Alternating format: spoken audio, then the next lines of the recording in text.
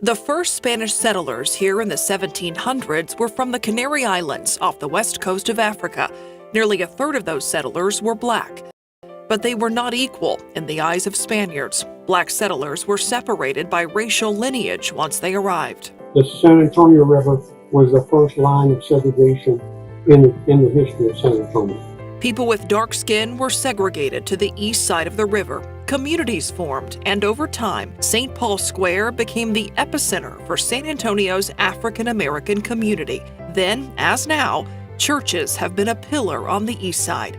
Historic churches that still exist today, like St. Paul Methodist and Mount Zion First Baptist Church, became safe havens as racial tensions in the South remained high. The church was founded back in 1871 by 5 former slaves and a white minister. Today, Mount Zion is located on Martin Luther King Drive, but it started as a modest one-room building on Santos Street. The African American church was one of the few places in those early days where you could gather, you could obtain a measure of respect, you could learn. It was a safe space. So after slavery is over, and you look for leaders, it's the church that becomes that space that can bring people together. And so many of the leaders, the first political leaders, many of them were ministers or deacons, because these are people that had the ability to read, people that had the ability to write. They were literate. They were in a position where they had the authority to speak. The most influential people were in the church: the doctors, the lawyers, the school teachers, the nurses, and we had a sense of community. Dr. Sharon Crockett Ray grew up on the east side. And Coach Hudgens, this is the coach who taught me and my siblings how to swim. The little girl who learned to swim at St. Philip's College has now made a career here. She's in charge of scholarships, alumni grants, and fundraising, a mission not unlike that of Artemisia Bowden, the school's founding president. St. Philip's is known as a historically black college on the east side today, but it was first called St. Philip's Normal and Industrial School. The mission then was to educate and train recently emancipated slaves. Artemisia Bowden joined the school as an administrator in 1902. Under her leadership, the institution became a junior college, but it wasn't easy. Because Miss Bowden used to board her with chickens and eggs to help keep the doors open. In the 1920s, the East Side saw significant growth during the Great Migration, a time when thousands of African Americans were driven from their homes by a lack of economic opportunity and harsh segregation laws in the rural South. That growth in cities helped lead to the creation of San Antonio's NAACP chapter, only the second chapter in Texas. That gave rise to local black leaders like John Grumbles, who served as NAACP president. Then there was a man named Charles Bellinger. He had owned a construction company, a barbershop, a theater, and a newspaper eventually. While many East Side leaders were born from the church, Bellinger's legacy is not quite squeaky clean.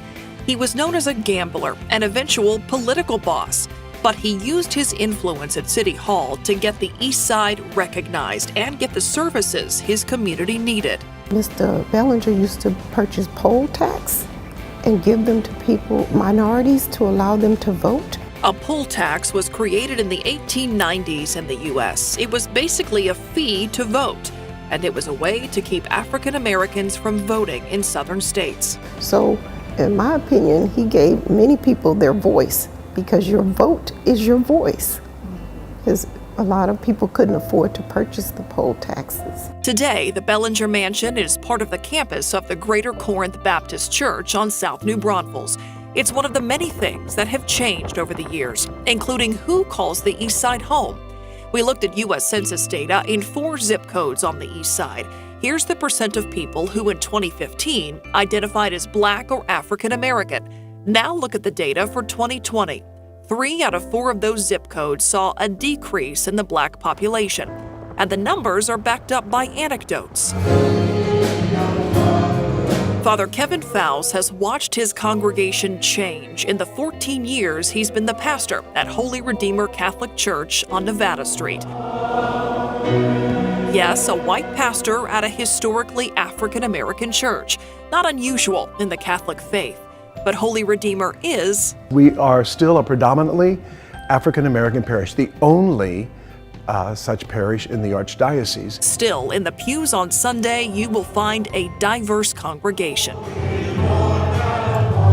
Father Kevin works and lives on the east side, and some of the change he sees comes with challenges. It's great to see new condos and homes being built on empty lots, or some of the buildings being torn down that maybe were drug havens. But also, there's many people who lived here a long, long, long time, and prices go up, taxes go up. How do we keep the poor and the elderly from being displaced from their homes? That's, I think, a real key thing for me. Despite the growth, Father Kevin says there is a misleading generalization about the east side that he'd like to clear up. I think the narrative about the East Side is that we are all poor, that we are all black, that we are all crime-ridden over here, that this place is just so dangerous. And in reality, I don't find any of that. Changing minds is challenging, and so is preserving history and culture. There's something to the East Side other than driving through it to get to the AT&T Center. That there is a life and a richness and a culture and good people who live in this area. I know that is transformational, but there's rich history and legacy here on the east side of San Antonio that needs to be always preserved and revered.